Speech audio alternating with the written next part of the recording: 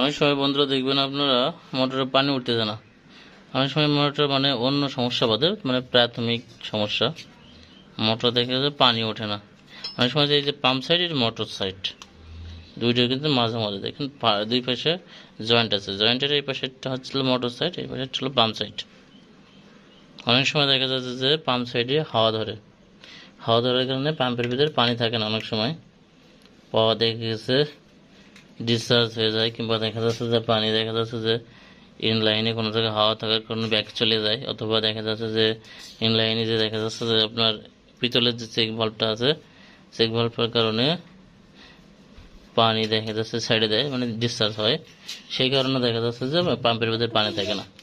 সেই ক্ষেত্রে আমরা দেখা যাচ্ছে যে এই পাম্পের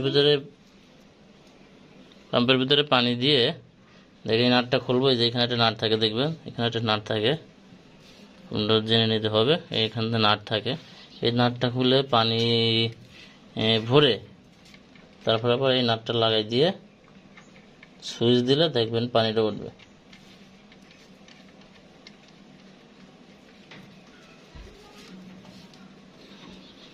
পানি উঠবে, লাগাই দিয়ে সুইচ দিলে পানি উঠবে। টাইট দিতে হবে, নাহলে তো আবার পানি লিকেজ করবে।